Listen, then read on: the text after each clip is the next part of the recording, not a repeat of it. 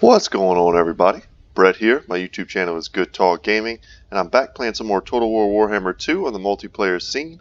Today's episode, I guess, is going to be a 2v2, and it was all auto-gen armies, and it was a super fun game. I ended up playing two, not quite the same group of guys, but mostly the same group of guys. I'm going to be playing as NORSCA. My ally is going to be the Dwarves, and we're up against the Tomb Kings and the Order of the Lore Masters, the High Elves.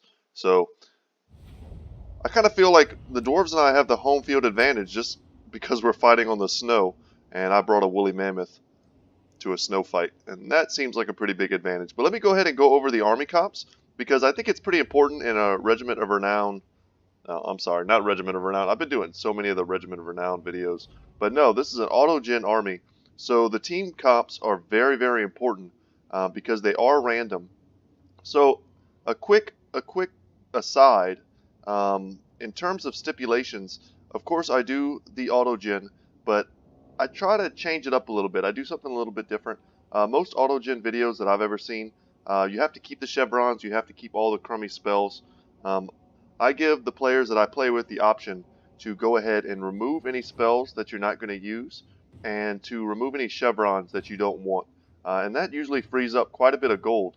And for me, that freed up about 1,000, believe it or not, between the Famir's different spells and the tons of chevrons that the game wanted to put into my Marauder champions.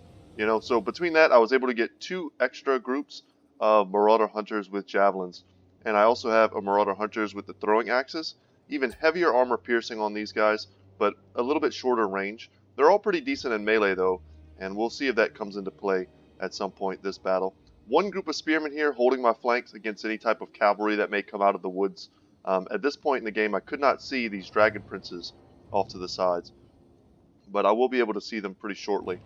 Marauder horse masters, only one group, but if used effectively, microed well, they could be good at using their mass to stop up big targets. They can do decent damage from range, and if they have to engage in melee, they're just not bad. My kind of hard hitters here, of course I have the mammoth, but I also have a group of skin wolves, the armored variant. These guys with their physical resistance and their anti-large bonuses, frenzy, all that, makes them very good at dealing with cavalry and surviving the engagement, which the standard skin wolves without that armor have a pretty difficult time doing. I also have the Famir warriors with great weapons, who are great anti-armor, anti-large specialists, and they also have armor sundering, which lowers the armor for everyone who ends up taking that fight.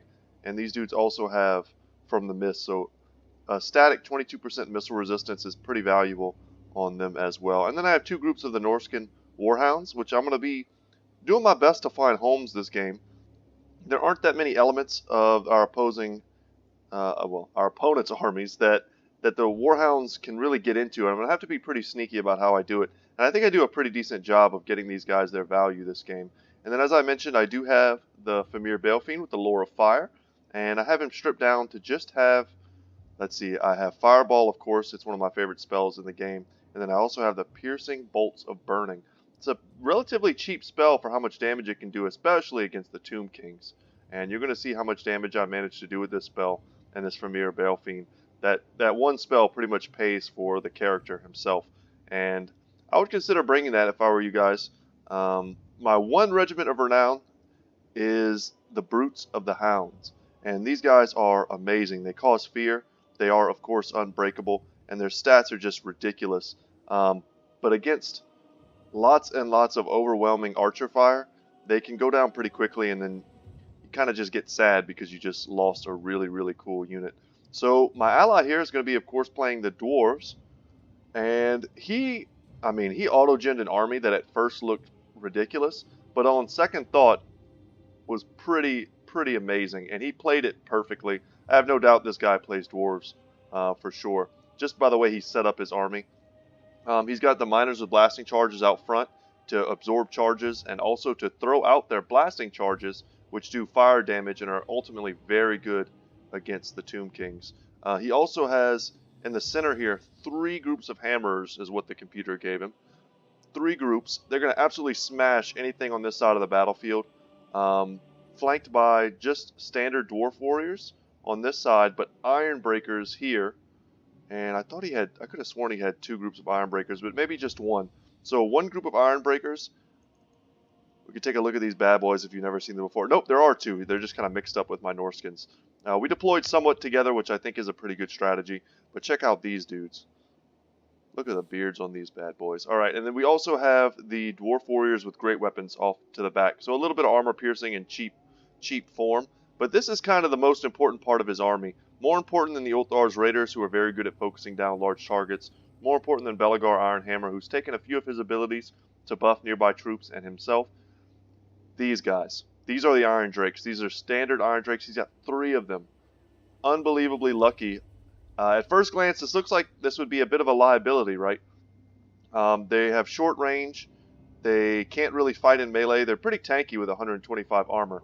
But against the Tomb Kings and their natural fire resistance, weakness, I should say, their natural fire weakness, it's gonna be pretty rough for them. Also, they have giant blobs of very tightly packed infantry with lots and lots of unit models. So they're going to be very effective at burning them down. And then just 1 bolt thrower as our only artillery piece. So knowing that we did not have the ranged advantage with 1 bolt thrower, we had to aggressively push forward. The Tomb King's front line, man, if I just had like a burning head, I could have roasted this entire front line. It would have been beautiful. But Skeleton Spearmen for the most part, and then the King Nikesh's Scorpion Legion holding the center with their poison. You can see here they're a little bit darker in motif than the other guys. They're very cool. They also have those like collars around their necks. Very awesome looking. And then also the most probably dangerous units on the field here are going to be the ranged kit that the Tomb Kings have. And they're taking fire on my Marauder Chieftain right now. And I'm going to be pretty wise to that in a second. I'm going to start moving them back. But the Ushabti Great Bows, of which there are 2, those guys hit really, really hard. Heavy armor piercing missiles. And if they have to fight in melee, they're giant armored statues. They can definitely do that. And then the Blessed Legion here, with their armor sundering from range, can be pretty brutal against the right targets. More skeleton archers, and then tomb guards with halberds taking up the flanks. They would have been pretty well matched if they had switched places. They have all of this anti-large and all of these tools for holding in the front lines. And then they also have here the Sphinx of Usef, with fire damage, magic damage. This is one of the most beastly melee monstrous units in the game, and it's absolutely terrifying. It'll take a ton to bring it down. We have Cetra the Imperishable here. Has been cut down quite a bit on abilities, which is one of the best things about it. Let me go ahead and pause before we miss any of the action in this game. Cetra, on his Khmerian War Sphinx, with all of his abilities, is one of the most expensive units in the game. So giving your opponents or your allies or whoever, the guys you're playing with, if you're going to enforce the stipulation, give them the option to make it better. I think it's the right choice. So the Restless Dead and his Curse. So the Restless Dead, whenever he casts a spell, of which he did not take any, which is interesting. So this was a bit of a misplay. In order for this to trigger, you have to be casting a spell, and he didn't take any spells, so he probably could have cut this as well and saved some more gold. But Unyielding Will is a buff and an AoE around Cetra, and Sandstorm procs whenever he loses 50% of his HP, starts doing tons of damage and an AoE around him, and then the Crown of Nehekara, which affects himself and allies. Really much better when he's on the chariot or when he's rolling with chariots, because then he gets a huge charge bonus. So now we've already gone a bit over some of the units here for the High Elves. They have these Dragon Princes kind of chilling in the forest. And I think at this point I can see them. And I've got my Skin Wolves and my Marauder Spearmen coming out to the flanks to help screen them. I've got the Marauder Horsemasters looking to take up a bit of a poking position. But also, if I can, I want to be able to get into these archers. So he's got his archers mixed in with some Lothern Sea Guards with shields. I would probably put each one on the flanks just to have them, they're basically spearmen, guys. For those of you who aren't familiar, standard archers, not good in melee versus anything. But the Lothern Sea Guard, they have anti-large bonus, they have charge defense against large, and you'll see there straight out of Lord of the Rings. They're going to be teeing off on my units. Not quite sure who they're shooting at. The kind of white-on-white backdrop is making it difficult to tell. But he's also got an Eagle Claw Bolt Thrower, which is shooting at somebody. Perhaps the Miners of Blasting Charges, but he's repositioning it. So I wouldn't be surprised if a lot of focus wants to go down onto my mammoth, but I did pull it back and up and around, and we'll see what we can do. He's got his archers tightly packed here. His front line also tightly packed. He did say he was a newer player, so have a little respect. No hate for new players. You gotta teach them kind of the hard way sometimes. And you'll see right now I'm going to be dropping my piercing bolts on top of this group of Phoenix Guard because, and just pro tip for you out there, buddy, if you're watching, you definitely want to spread your units thin, especially when there's going to be a lot of magic involved in a particular battle, because otherwise you'll get taken advantage of in areas like this. Artillery would also punish this pretty heavily. A charge from my mammoth into one of these units would punish it pretty heavily.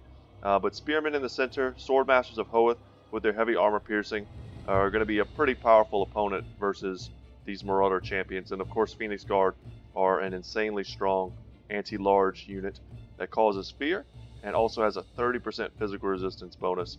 And there we go, piercing bolts raining from the sky. And that's going to do a ton of damage versus this very elite and very expensive unit. And that was only 11 winds of magic for me to take out.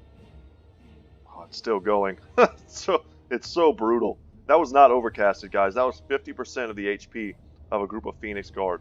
Of course, their formation had a lot to do with it, but you can generally get lots of value off of that spell over the course of a game. So yeah, it would have been amazing against any of the Tomb King's units, but I saw an opportunity to do a ridiculous amount of damage to a group of tightly packed Phoenix Guard, and I took it. So last but not least is a Princess up on the Star Dragon. So this may actually be the strongest monstrous unit in the game, the Star Dragon. And she's got quite a few of the abilities. She's using the Volley of High Arrows, which is a pretty cool ability. Shoots out almost like a laser beam, and it's going to absolutely wreck whatever it hits. And she also has the breath attacks of the Star Dragon as well. And she does have auras that buff range damage and range attack. Let me see exactly what it is. So it's reload skill, which ultimately translates into more damage. And she can fire while moving. She's a princess. She has a bow. So she can generate value from the air. And you'll see here definitely what they're targeting. My Familiar warriors with great weapons. They're going to take a pounding before the battle even starts. And now that the front lines have clashed, let's go ahead and put it to normal speed. So my Brutes of the Hound, my Marauder champions, they're going to try and take square engagements. Swordmasters of Hoeth are going to be more than a match for the Marauder champions, and they're absolutely going to crush them. I'm trying to give them support with my javelins and help them try and win this battle. My javelins are on certain targets. I think I'm shooting at the dragon with one. My hunters are in here, I think, shooting at the Phoenix Guard. And my Familiar Veil Fiend shooting a fireball. I think I was trying to go after the Blessed Legion. I think I clipped these units here. Do I end up getting it? No, it hits like a tiny little hill beforehand. But I pull my Marauder Chieftain into the forest to help him out. The standard Dragon Princes do not have anti-large. So if we could tie these guys down with the Skin Wolves, bring in the Marauder Horsemasters to shoot their arrows, and then support heavily with the Spearmen, we should be able to take out a lot of these Dragon Princes. Now the Skin Wolves do regenerate, and it may look like I'm in a bit of a dangerous situation here, and I am. I get another Piercing Bolts on the Lothern Sea Guard, taking them down to half HP. But between the Sphinx of Uksef, 2 units of Dragon Princes, and the Princess, we're not going to have a great time. So I switched the Marauder Horsemasters to shooting at the Princess. My Spearmen are going to be surrounding all of these units, really trying to insulate my Marauder Chieftain from damage. And then the Skin Wolves are not having a great time. And good play from the Hyle player to cycle charge there. My poor Familiar warriors, I threw them in against Cetra, and they got beaten down pretty handily. Cetra just does not care about your infantry formations. He will absolutely run through, but Ulthar's Raiders got a lot of damage on them as well. And Dwarf Warriors with great weapons are a pretty good unit to use also. He's going to summon some Ushapti back here to help him in that frontline engagement. But Ironbreakers plus the Miners with blasting charges, they're going to have everything they need to just bust through this front line. And you can see, absolutely devastating. And the Iron Drakes are in a nice little ball. That's insane. I don't think I've ever seen this before. Putting 3 units tightly packed together to give them one powerful scream. And the Hammers, while damaged, have completely broken through the front line. I got a Piercing Bolts here on these Skeleton Archers, and I took them down at 50% HP. And there's just so many things in the back line here that are going poorly for the Tomb King. Cetra also being at low health does not help. My Marauder Horsemasters have done a ton of work to this Princess. That's pretty much been all of them.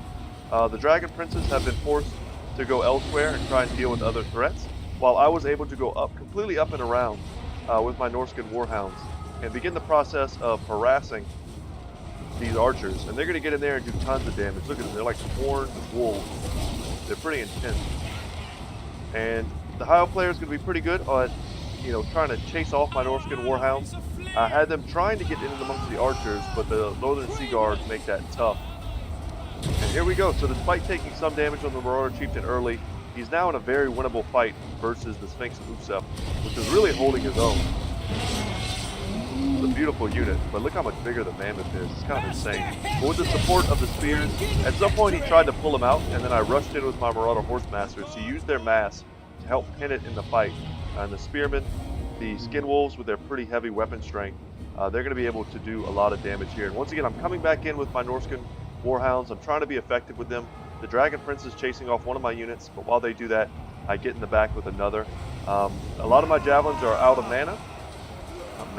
out of ammo. I wish they had mana, then they could be throwing fireballs. But I'm going to use them to try and tie down the very elite High Elf infantry that's happening here. And I've got my Premier Balefiend kind of safely tucked away in this fight here. He's going to be lowering the armor of the Tomb Guard thanks to his armor thundering, but he has to be attacking. If he's not attacking, he's not doing anything.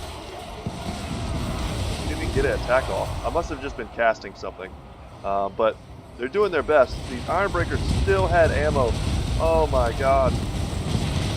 The destruction. All of these units are pretty much already beaten up, so taking those blasting charges is going to be absolutely brutal. And the leadership starts to tank. My Famir come in the fourth quarter to help tie down Cetra and do just a little bit of damage. They're meant to fight a unit like this, but they took so much Ushabti fire, so much Eagle Claw Bolt Thrower fire, and that's how I shut down those units. The Eagle Claw Bolt Thrower was definitely shut down pretty early on by my wolves, and that sneaky maneuver, I brought them up and around all the way to get into here. The Dwarf player mostly is rallying his forces. Belegar is in great shape. The Princess on her Star Dragon is also in great shape, but she doesn't have what she needs to protect all of these archers who still have a ton of ammunition. And the Marauder Horsemasters are going to get in here and tear apart these loincloth wearing archers.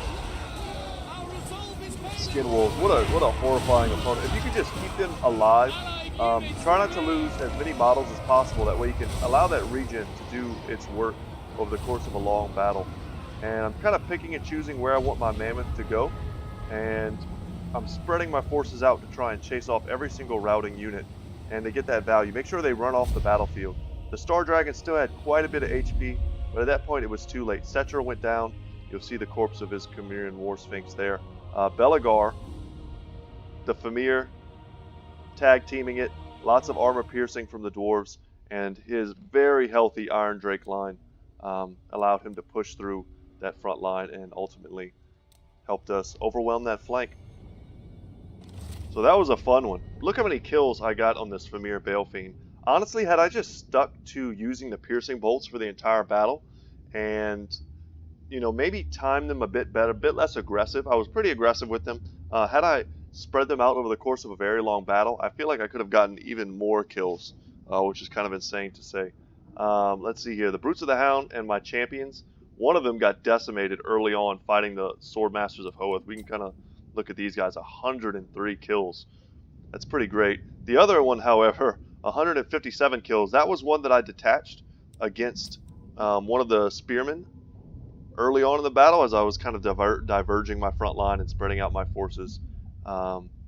Marauders did great. These guys in the background, they did very well. And the spearmen did their job. They took punches for the Marauder Chieftain, let him use that huge mammoth weapon damage to kind of ultimately fight back the Sphinx of Utsef, who, despite being completely surrounded for half of its life, was still able to kill 62 units, probably most of which were spearmen. And then the Skin Wolves also were doing quite well in that fight. Had our opponents just kept these Dragon Princes with the Sphinx of Utsef, dove in with the Princess on the Star Dragon on my Chieftain, I have a feeling they would have been able to pretty much bully him out of the fight, and it could have gone completely different for our opponents had they been able to do that. I was able also to get a lot of value out of the Norscan Warhounds, a unit that I'm pretty high on at the moment. Very cheap, lots of utility, and against factions that have squishy backliners, like archers, of which the Tomb Kings and the High Elves really like to use, they can end up doing a lot of work for you in the proper hands. But let's look at our Dwarven ally, whose hammers and iron breakers absolutely smashed. Yeah, not a lot of value from the bolt thrower. I have to imagine he probably had it sitting on Cetra, and if that's the case, then it may have done a lot of work that battle. A bolt thrower plus the Ulthar's Raiders, I could see that being a pretty devastating combo, especially with the use of my Famir warriors being used to kind of tank all the damage and to sit on top of Cetra and tie him down. So very good play here from Commander Durpo. I liked his use of his army comp. I thought it was actually a pretty amazing army comp for him to get. The Iron Drakes got very few kills, which is kind of funny to me considering they were up against one of the best factions they could have been up against. They're such a hard unit to use. And Belegar, these Iron Breakers, basically remain untouched for the entirety of the battle.